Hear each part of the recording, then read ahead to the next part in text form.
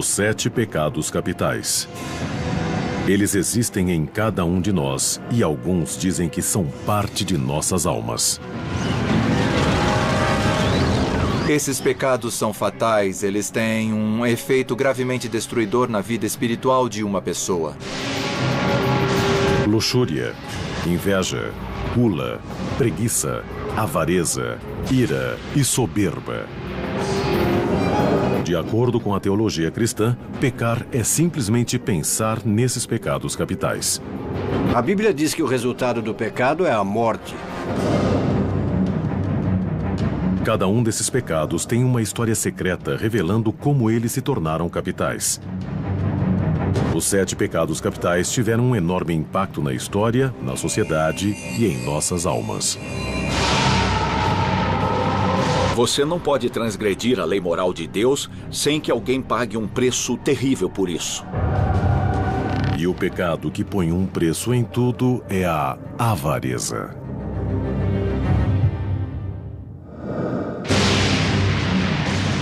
Os 7 pecados capitais são um importante conceito cristão. Contudo, eles não aparecem de fato na Bíblia Sagrada. Eles apareceram primeiro no deserto do Egito, mais de 300 anos depois do Novo Testamento ser escrito.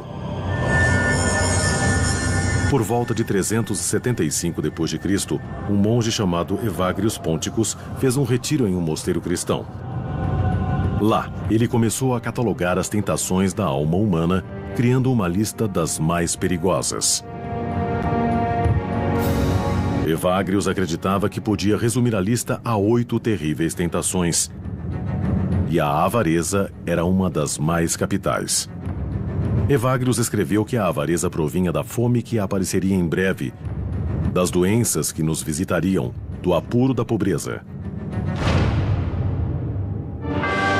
Os 7 pecados capitais não seriam codificados até 590 d.C., quando o Papa Gregório Magno reexaminou a lista de Evagrius. Ele reduziu a lista para 7, mudando o nome de tentações para pecados e proclamando que eram capitais. Para o Papa Gregório, o homem avarento era um assassino. Ele escreveu: aquele que guarda para seu próprio uso o que iria sustentar o pobre está matando todos aqueles que poderiam viver de sua abundância. A avareza, o desejo excessivo ou voraz de um indivíduo por riqueza ou posses. Esse pecado é conhecido por vários nomes: ganância, cobiça e cupidez. Ele leva a atividades proibidas como o acúmulo de bens, traição, corrupção e roubo. Todas as pessoas são suscetíveis à ganância. Todas as pessoas de diferentes classes, tipos e profissões. Os problemas surgem quando nossas posses nos controlam, ao invés de nós controlarmos nossas posses.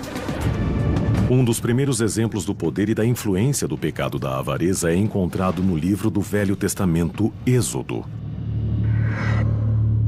Moisés trouxe os 10 mandamentos de Deus do alto do Monte Sinai e o entregou ao povo judeu. Essas leis básicas de ética se tornariam o código através do qual a fé guiaria suas vidas. Alguns estudiosos religiosos acham que o último mandamento, não deveis cobiçar, põe em perspectiva todas as outras leis de Deus. O último, que é a cobiça, não é uma ação, é um estado de espírito. E a avareza é um estado de espírito de onde brotam todos os outros. Nos comentários de uma antiga lei judaica chamada Talmud, as pessoas se tornam avarentas ou cometem outros pecados por causa de seu impulso maligno, ou Yetzer Hara. Para rebater esse impulso maligno de ganância e egoísmo, o Talmud tornou uma obrigação tomar conta dos demais. No judaísmo, cada comunidade precisa ter o que chamamos de prato da comunidade, basicamente um fundo de caridade. Então, a ideia desde o começo era de que as pessoas que têm possuem uma obrigação de dar para as pessoas que não têm. O judaísmo não é tão voltado para o pecado individual quanto o cristianismo. O judaísmo se preocupa com o pecado porque ele interrompe uma ordem natural e porque a comunidade do povo de Deus é o que importa. Mas apesar dos decretos de Deus e das leis sagradas, o pecado da avareza prosperou na Terra Santa. Em 586 a.C., os babilônios conquistaram Jerusalém. No livro de Jeremias, o profeta interpreta isso como castigo de Deus para uma nação dominada pela avareza. Eu daria suas esposas a um novo homem e as pastagens a novos donos. Do menor até o maior, todos cobiçavam receber. O Velho Testamento não é o único texto antigo a alertar contra a ganância. Por volta de 516 a.C., os ensinamentos de Buda se espalhavam na Índia. O religioso falava muito sobre a ganância. Para chegar ao estado de Nirvana, Buda revelou as 4 verdades nobres que são conhecidas como a essência dos seus ensinamentos.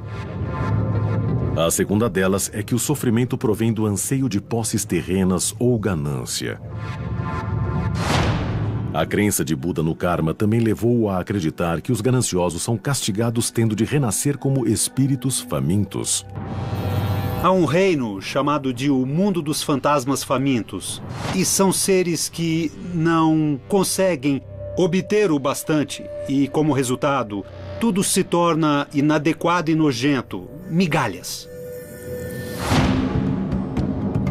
No século III a.C., o taoísmo tinha uma profunda influência na China. O livro central da crença, o Tao Te Ching, atribuído ao filósofo Laozi, denuncia claramente o pecado da ganância. O Tao Te Ching diz que a ganância é a fonte de todo o mal da humanidade. Em 350 a.C., uma civilização mediterrânea contemplava de forma semelhante a natureza da ganância.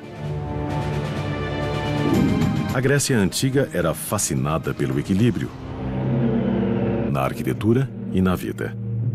A ganância era um excesso a ser evitado. A lenda de Midas é uma descrição popular do pecado da ganância. Midas era um rei rico que queria ser ainda mais rico, transformando tudo que ele tocasse em ouro. Mas depois que os deuses atenderam seu desejo, Midas acidentalmente transformou sua comida e até sua filha no precioso metal. E percebeu o erro que cometera. Algumas crianças gregas que ouviram a lenda de Midas cresceram pensando melhor na ganância, inclusive Aristóteles, o filósofo a quem se acredita ter formulado o primeiro código de ética no mundo clássico. Aristóteles acreditava que para poder alcançar uma boa vida, o indivíduo deve encontrar o equilíbrio entre o excesso e a deficiência. Ele encorajava a noção daquilo que chamava de liberalidade, a virtude de dar a todos o tanto que mereçam. Mas toda virtude tem seu oposto. Se você possui uma deficiência na sua habilidade de dar, você é o que Aristóteles chamava de avarento, que quer dizer mesquinho. Aristóteles via ganância em toda parte e escreveu: "A ganância da humanidade é insaciável." Em 27 a.C., a glória da Grécia havia sido sobrepujada pelo poder de Roma. Eles eram os senhores de boa parte do mundo. Mas muitos temiam que seu sucesso no mundo havia corrompido suas almas. O escritor romano Horácio criticava a decadência que via ao redor de si com uma lista de 7 vícios: avareza, amor ao elogio e ira, preguiça, os 7 pecados capitais. Por séculos abalaram o comportamento do homem, mas não são temidos universalmente. O pecado da ganância era tolerado e até mesmo comemorado durante os primórdios do Império Romano. Então, por volta do ano 30 d.C., na província da Galileia, um prodigioso professor judeu pregava contra o pecado, com palavras que carregavam uma estranha e poderosa autoridade. Jesus de Nazaré proclamou: Afastem-se da ganância, pois a vida de um homem não consiste da abundância de coisas que ele possua. Ele resumiu a ganância quando perguntou: o que lucrará um homem se ele ganhar o mundo inteiro e perder sua própria alma? Jesus tem pouco a dizer sobre o valor do capital acumulado ou de acumular dinheiro. Mas ele tem muito a dizer para os pobres. E ele diz: vocês é que são os abençoados, não os ricos. E isso é claro que é falso. Sabemos que as pessoas de sorte são os ricos, mas não segundo Jesus. Tenho certeza que há motivos culturais para o cristianismo ter essa fascinação desproporcional com a ganância. E um deles, eu acho, é o fato de que o dinheiro e o mercado surgiram na mesma época. O grande porto do Império Romano de Ostia permitia controlar muito do crescimento explosivo do comércio internacional durante esse período. Carregamentos de comida, vinho, sal, escravos e mais escoava das províncias romanas. Parecia que quanto mais os romanos tinham, mais gananciosos se tornavam. O resultado foram os impostos. Os romanos tinham um jeito interessante de fazer as coisas. Primeiro eles invadiam você e depois te cobravam pela invasão. Eles nunca recolhiam os impostos pessoalmente. Ou haveria uma revolta. Tinham pessoas do local que pagavam para recolher os impostos. O que precisamos ter em mente é que os coletores de impostos ganhavam dinheiro cobrando a mais. O único jeito de um coletor de impostos ter seu próprio dinheiro era cobrando mais do que o governo exigia. Então, os coletores de impostos sempre cobravam mais das pessoas e acabavam acumulando fortunas, se aproveitando dos fracos, tirando dos pobres. E a condenação de Jesus aos coletores de impostos é primeiro contra aqueles que tiram dos próprios irmãos e irmãs e entregam o dinheiro para um governo estrangeiro. Mas a verdadeira ira de Jesus era contra aqueles que emprestavam dinheiro no Templo de Jerusalém. Esses homens trocavam dinheiro romano pelo siclo, moeda local com a qual os judeus costumavam comprar animais para sacrifício, e por esse serviço cobravam uma taxa. No fundo, eram o mesmo que cambistas num jogo esportivo ou em um show, que cobravam muito mais do que seria cobrado se você, digamos, comprasse o mesmo animal em outro lugar e o trouxesse ao templo. Eles lucravam com isso. Jesus disse que estavam se tornando ladrões. Não faziam apenas negócios, mas negócios sujos. O pecado da ganância teria seu papel no destino de Jesus. Quando ele foi traído e entregue às autoridades por seu seguidor, Judas, foi uma transação financeira. 30 peças de prata não era muito dinheiro. E ele estar disposto a vender Jesus em troca disso demonstra, no fim das contas, que é incrível o que se faz por dinheiro. Quando Jesus foi crucificado em algum momento durante 26 e 36 depois de Cristo, os gananciosos podem ter sido perdoados, mas os seguidores dele retomaram o ataque ao pecado da ganância.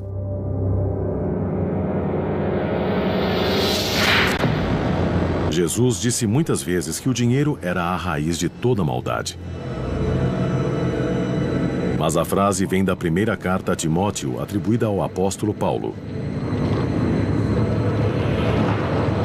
A famosa frase grega foi mal traduzida algumas vezes. O que Paulo realmente disse é que o amor ao dinheiro é a raiz de todo o mal. Não há nada de errado em ter dinheiro. É o amor excessivo por dinheiro que é a raiz de todo o mal. A ganância nos afasta dos demais seres humanos. A máxima de Paulo foi traduzida para o latim radix omnium malorum avaritia, que na nossa língua quer dizer: a raiz de todo mal é a avareza. Em algum momento, por volta do final do quarto século, começaram a escrever isso em forma de cruz. Então, tínhamos radix aqui, depois tínhamos omnia, malorum, avaritia. E o que tínhamos era R-O-M-A. E era o jeito deles de fazer uma crítica à política. Víamos isso nos muros como uma pichação. O nome latino para Roma tornou-se uma crítica secreta dos cristãos contra o império, que acreditavam ter sido corrompido pelo pecado da ganância. Alguns cristãos acharam refúgio da corrupção do mundo romano em mosteiros retirados. Um monge, Evagrius Ponticus, criaria a primeira lista cristã dos pecados capitais. Sua relação dos 8 pensamentos malignos. Evagrius achava que o pecado da ganância era especialmente perigoso, porque mostrava um temor do futuro. Ele notou que muitos monges fizeram voto de pobreza. E havia uma tentação para guardar um pouco de dinheiro, porque você precisa de uma reserva para se garantir na velhice. Mas o problema da ganância é esse acúmulo de ter sempre mais. E mais nunca é suficiente. De quanto você precisa quando quer mais. Frequentemente, as posses são uma maneira de nos proteger contra as incertezas. Mas no final, estamos destinados a uma existência que fica além dessa vida. Além de tudo contra o qual tentamos nos proteger. Então, existe o perigo de investir energia demais ou poder demais para o dinheiro. A lista de Evagrius de pensamentos malignos ficou pouco conhecida fora do clero. Mas em 400 d.C., um contemporâneo dele, um advogado que se tornou cético chamado Prudêncio, fez uma lista semelhante de pecados e a colocou em um livro épico, The Psychomachia, ou Batalha pela Alma. É uma alegoria do conflito entre o vício e a virtude que acontece em todos nós. The Psychomachia realmente demonstrou por quase 1000 anos o verdadeiro pensamento de Cristo. Prudêncio transformou cada vício e virtude num personagem dramático que consegue falar e sentir. Prudêncio era um gênio. Foi a primeira vez que se personificou o pecado. Isso faz parte do que é significativo aqui. Em The Psychomachia, os vícios e as virtudes lutam até a morte numa batalha épica. A personificação permitiu que pessoas leigas entendessem mais claramente o risco espiritual envolvido.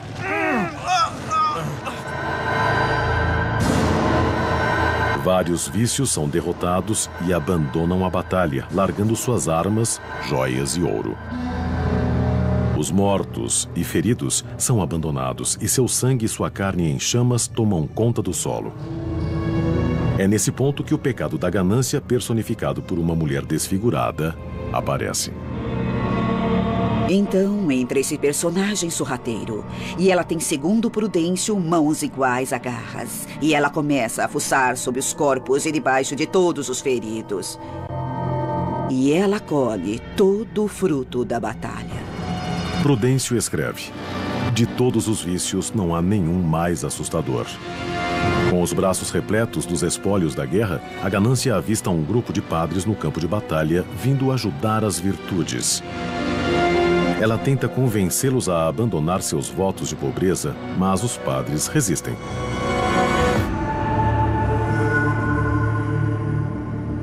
Vendo que não conseguiria vencer a batalha assim, a ganância apela para a dissimulação e transforma sua aparência. E ela se limpa toda e coloca um vestido novo, e ela se torna a frugalidade. A ganância finge que sua cobiça é porque está preocupada com o bem-estar dos filhos.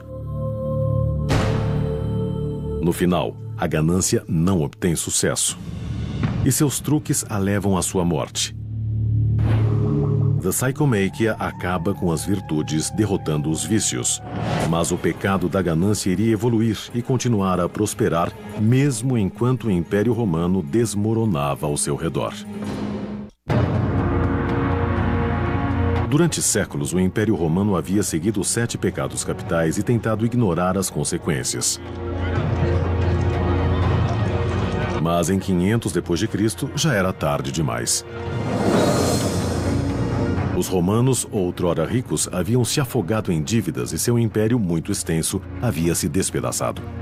A ganância e os outros pecados tinham ajudado a destruir o estado mais poderoso na história do mundo. A Europa mergulhou na Idade das Trevas. Os aquedutos não funcionavam direito. O sistema de esgoto piorava a cada ano e surgiu uma praga. Era um pouco parecido com o Holocausto australiano dos filmes de Mad Max.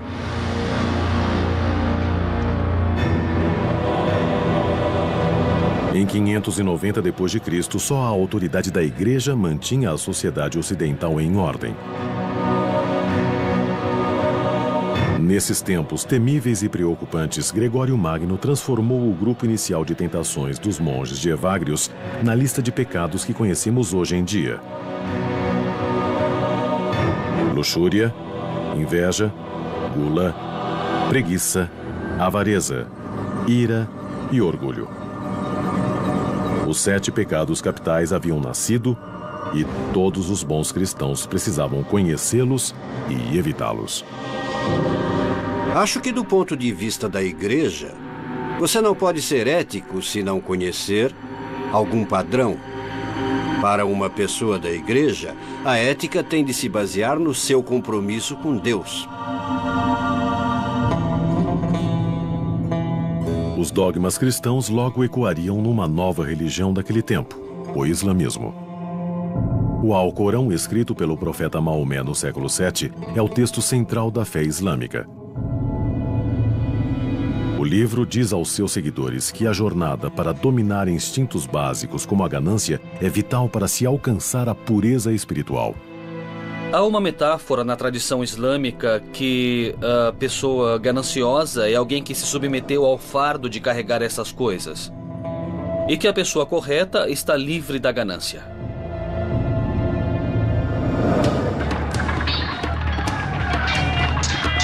Os muçulmanos e cristãos lutaram entre si durante a Idade Média, principalmente pelo controle do Oriente Médio. As cruzadas foram promovidas com palavras sagradas, mas a ganância também carregava a cruz. Em tempos em que a riqueza significava possuir terras, conquistar a Terra Santa era uma chance de se tornar rico.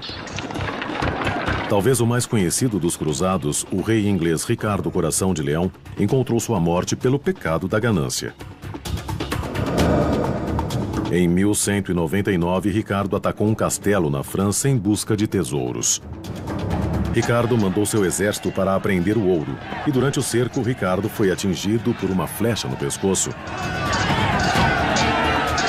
Ele morreu de gangrena, mas a causa foi o pecado da ganância. Os castigos para o pecado da ganância são muitos. Em 1306, os ingleses atacaram os rebeldes escoceses no castelo de Kildrummy. Eles subornaram um ferreiro escocês traiçoeiro chamado Osborne. Ele começou um incêndio que destruiu o abastecimento de comida dos rebeldes. Os ingleses tomaram o castelo e Osborne exigiu seu pagamento, tanto ouro quanto ele pudesse carregar. Os ingleses ficaram enojados com sua ganância, derreteram o ouro e o despejaram em sua garganta. Essa terrível morte na vida real ocorreu no mesmo período em que o italiano Dante Alighieri começou sua obra-prima, A Divina Comédia, criando castigos indescritíveis para os pecadores. Nossa noção do inferno não vem essencialmente das escrituras, é de Dante.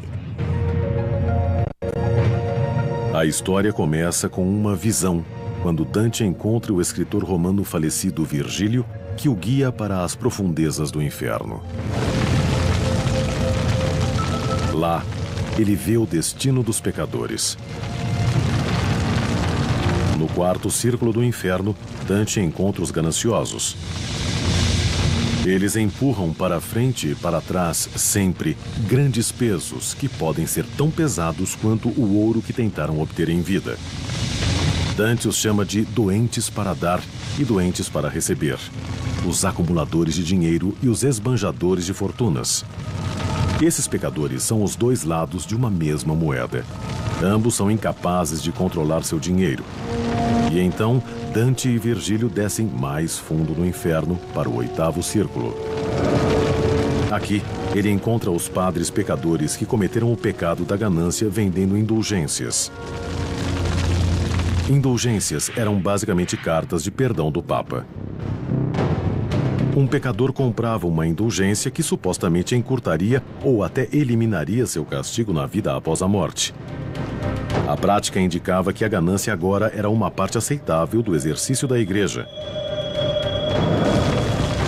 Dante pune os padres que lucravam com a venda da salvação, enfiando-os de cabeça para baixo no inferno, seus pés incendiados, o inverso do ritual de batismo. Dante e Virgílio seguem para o purgatório, um local de tormento para aqueles cujos pecados podem ser perdoados. Na doutrina católica, o purgatório é um lugar onde os pecados são purificados. Os pecadores devem sofrer, mas eventualmente serão recompensados depois de seu castigo com a promessa do paraíso. Quando Dante chega ao purgatório, a primeira coisa que ele vê são aqueles que têm permissão para estar no purgatório por causa do pecado da ganância. São aqueles com o rosto contra o chão, repetindo o verso de um salmo, o Salmo 119. Minha alma está apegada ao pó. Eles estão com o rosto voltado para a terra. Não podem se virar e olhar para o monte do purgatório, para onde fica o céu, para ver Deus. Portanto, esse é o maior comentário que Dante faz do que vem a ser o pecado da avareza. O inferno de Dante ajudou a moldar comportamentos sobre o pecado e a ganância nos 500 anos que se seguiram. Mas não foi o bastante para purificar a ganância da igreja, principalmente uma forma de ganância chamada simônia. A simônia era a aceitação de pagamento por serviços eclesiásticos, como a confissão.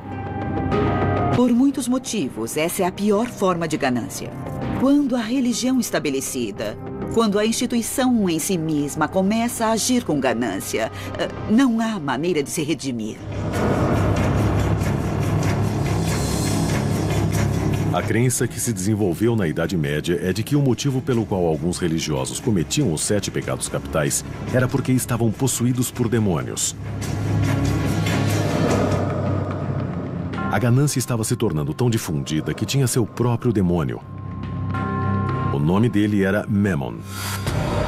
Os cristãos conheciam esse nome do Sermão da Montanha, quando Jesus alertou: vocês não podem servir a 2 senhores, Memon e Deus. Escolham um ou outro.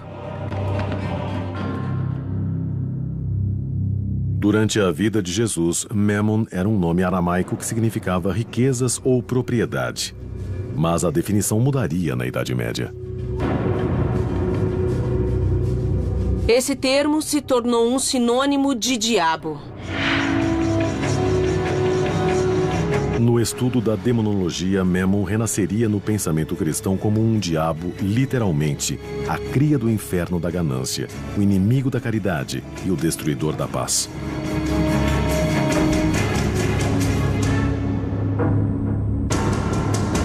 Mas conforme a Idade Média foi dando espaço para a Renascença, parecia que o pecado da ganância estava por toda parte.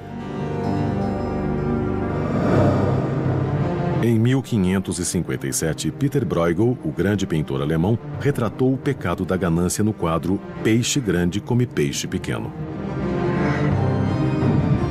O que temos é uma declaração simples de é claro que é assim que as coisas são.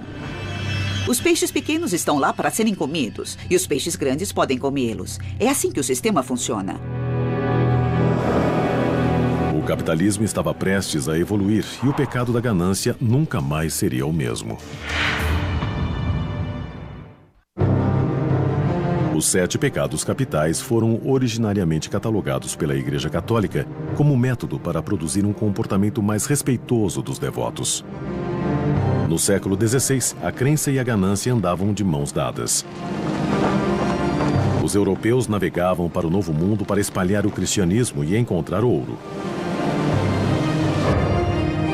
Os protestantes que colonizaram a América do Norte pregavam as virtudes do trabalho árduo e da retidão, enquanto a classe mercante em ascensão acumulava riquezas pessoais. No século XVIII, o mundo estava começando a reexaminar o pecado da ganância e criou o próximo passo em sua evolução. Ele foi chamado de capitalismo. Em 1776, o filósofo escocês chamado Adam Smith publicou um exame do comércio chamado A Riqueza das Nações. O livro iria revolucionar o modo como as pessoas encaravam o dinheiro e a ganância. Os americanos acham que um único fato ocorreu em 1776, que é a Declaração da Independência. Na verdade, aconteceu outro fato muito importante, e na história do mundo, talvez tão significativa quanto a Declaração de Independência, foi a publicação de A Riqueza das Nações, escrita por Adam Smith. Muito bem, este livro foi o primeiro documento a enumerar os princípios da economia e a enumerar o caso em que o capitalismo, a economia, o comportamento em proveito próprio dos indivíduos, o desejo de possuir e até mesmo a ganância podem ser bons. Smith, conhecido como o pai da economia moderna, originariamente escreveu sobre a ganância em seu trabalho de 1759, A Teoria dos Sentimentos Morais.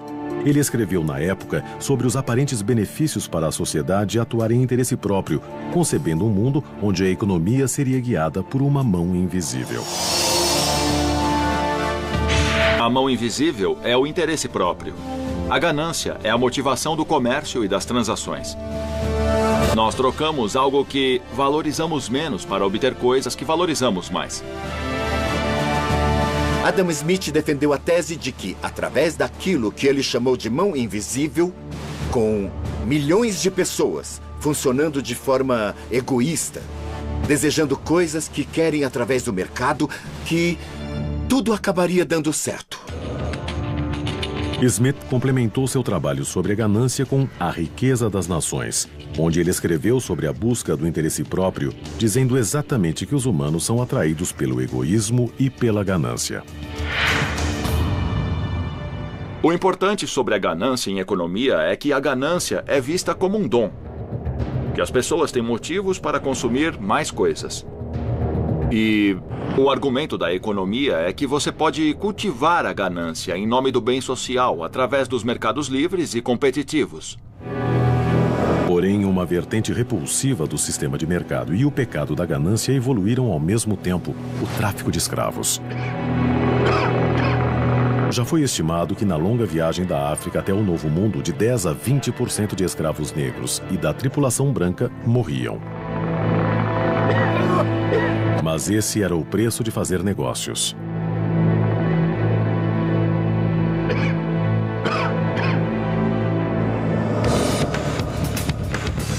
Em 1800, a Revolução Industrial causou outra mudança na concepção de ganância. A escravidão agrícola fora extinta pela Guerra Civil Americana, mas uma nova classe de pobres explorados se encontrava trabalhando em péssimas condições nas cidades com fábricas. No final do século XIX, os Estados Unidos emergiram como a nação mais próspera no planeta. Também fez surgir um ganancioso grupo de investidores que ficaram conhecidos como os Barões da Borracha.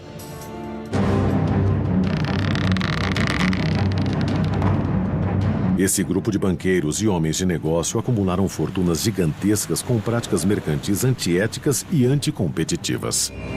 Os Barões da Borracha eram donos das estradas de ferro, donos dos bancos.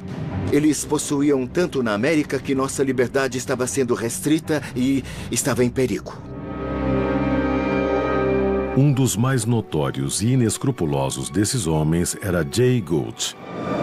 Esse financista nova-iorquino e dono de estrada de ferro sucumbiu ao pecado da ganância em 1869, quando inventou um plano brilhante para manipular o mercado de commodities. Primeiro, Gould incentivou o presidente Ulysses S. Grant a fazer o governo parar de vender ouro. Enquanto isso, Gould comprou secretamente uma grande quantidade de ouro em uma tentativa de encurralar o mercado. O preço do ouro chegou nas alturas, causando impacto no mercado de commodities e, o pior de tudo, o preço do trigo. Gould deduziu que o resultado seria um aumento no preço do trigo, forçando os fazendeiros do Oeste a mandar mais para o leste nos trens que pertenciam a ele. Gould controlava tudo: o trigo, os trens e o ouro. Infelizmente para Gould, o presidente Grant percebeu o esquema e instruiu o governo a vender imediatamente 4 milhões de dólares em ouro, matando efetivamente os preços inflacionados. O plano de Gould foi por água abaixo. O relacionamento de Gould com o infame e ganancioso político Wall Street permitiu que ele escapasse da prisão. O pecado da ganância não parece ter afetado Gould nessa vida. Quando ele morreu, estimava-se que sua fortuna era de 72 milhões de dólares. Isso é mais que 1,6 bilhão em valores atuais. O capitalismo sempre carregou em si as sementes do excesso. E ele necessita que as pessoas sejam, de certa forma, ambiciosas, egoístas e, sim, gananciosas. Mas a era abastada dos barões da borracha não sobreviveria. O presidente Theodore Roosevelt, junto com a Suprema Corte, impuseram leis de antitruste que atacavam os homens que ele denominava de malfeitores do bem comum. Queremos um sistema capitalista, mas não queremos que fique tão concentrado nas mãos de poucos. E então, por exemplo, nas primeiras décadas do século XX, tivemos uma era progressista. Tivemos leis de antitruste que interromperam as grandes concentrações de fortunas, como as companhias petrolíferas e as estradas de ferro. Em 1911, a Suprema Corte ordenou ao milionário John D. Rockefeller que dividisse sua companhia petrolífera Standard, um monopólio que controlava 70% das refinarias americanas. A Standard se tornou 34 companhias separadas. As ações das novas companhias subiram depressa e, como Rockefeller tinha ações de todas elas, sua fortuna pessoal triplicou. Rockefeller se tornou o homem mais rico do mundo.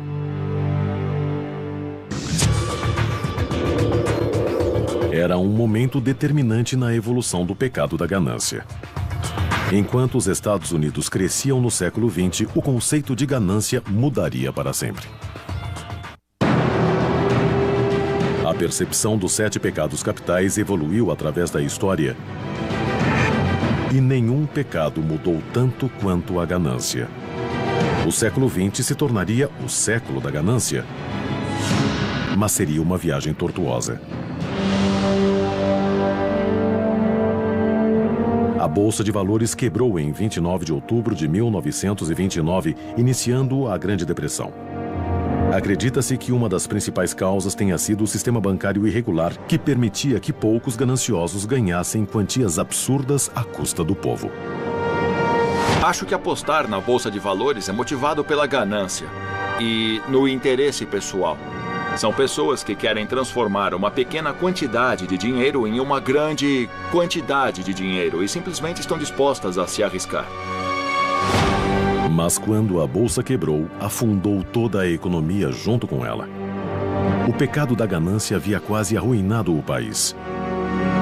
Um dos resultados da crise foi o temor pelos grandes negócios e iniciou-se uma onda de reformas econômicas e sociais. A Bolsa de Valores teve suas altas e baixas nos 50 anos subsequentes. Nos anos 80, os americanos já se sentiam confiantes o bastante para acolher o pecado da ganância. Tivemos os anos 80 e os anos 90, talvez possamos dizer este século, também até agora, o século XXI, que é quando exaltamos não só os desonestos e os empreendedores, mas exaltamos pessoas que obtiveram imensas quantidades de dinheiro e basicamente controlam tudo. A década de 80 ficou conhecida como a da ganância, antes mesmo de terminar. Os Estados Unidos prosperavam enquanto o governo de Ronald Reagan abaixava impostos, cortava gastos sociais e desburocratizava os negócios.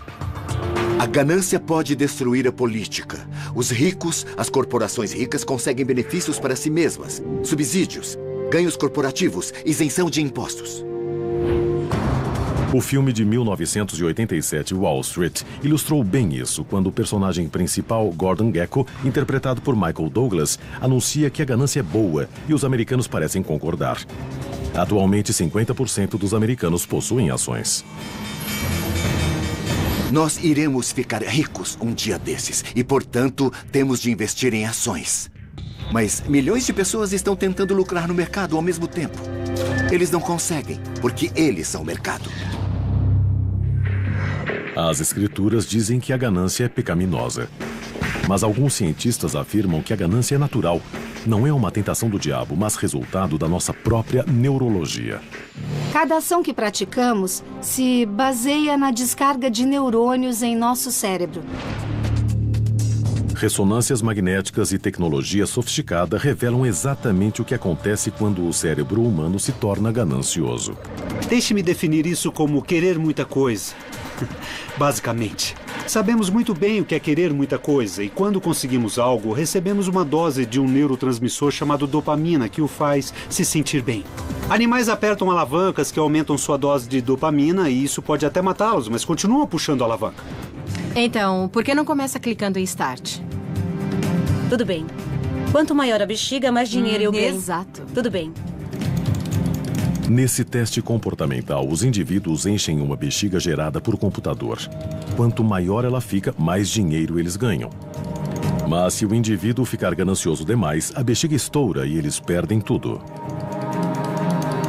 A questão não é ser ou não ganancioso. A questão é quão ganancioso. Como medimos a ganância. Como nos certificar de que a ganância de fato funciona para todos nós. Para avaliar como a ganância influencia as negociações financeiras, o doutor em economia da Universidade de Penn State, Gary Bolt, utiliza um teste fascinante chamado o jogo do ultimato. O jogo envolve dois negociantes e eles buscam um acordo sobre como dividir $20. O que eu proponho é que você fique com $5 enquanto eu fico com $15 para mim. Você pode aceitar ou rejeitar esses $5. Se você o aceitar, a pilha se divide. De acordo com isso, 15 e 5. Se você rejeitar, nós dois acabamos sem nada. É isso. Essas são as regras. Nada de segunda chance. Joguem uma única vez. Quase metade dos que fazem a proposta são tomados pelo pecado da ganância e oferecem o valor mais baixo possível. Quase a mesma quantidade dos testados aceita a oferta mais baixa, contanto que ganhem algo. Talvez os dois lados sejam gananciosos, mas alguns são menos ambiciosos. Cerca de 10% têm uma reação diferente à ganância. Eles insistem em dividir meio a meio e estão dispostos a acabar sem nada do que aceitar o que consideram uma proposta injusta. Acho que cada um deve ganhar a mesma quantia de dinheiro, independente de qualquer coisa. Esse grupo parece rejeitar o pecado da ganância por completo. Mas essas pessoas estão realmente renunciando à ganância ou é apenas uma questão de definição? Pode ser que a noção tradicional de ganância por bens materiais simplesmente necessite ser ampliada. As pessoas querem bens materiais, mas também querem bem-estar social. Querem ser tratadas de forma justa. Elas querem muitas coisas para si mesmas. Querer alguma coisa. Esse desejo é a faísca que desperta o diabo ou o DNA é o maior responsável pelo pecado da ganância? Eu acredito que a ganância seja algo que todo mundo possua. Portanto, faz parte da constituição biológica. Mas se a ciência provar que a ganância faz parte do nosso DNA, isso realmente significa que não temos controle sobre ela? O Papa Gregório e Evagrius diziam que a ganância é maligna. Os barões da borracha e ícones de Hollywood diziam que a ganância é boa. Qual deles está certo? Independente da resposta, uma coisa é certa. Ganância. Nós nunca vamos derrotá-la.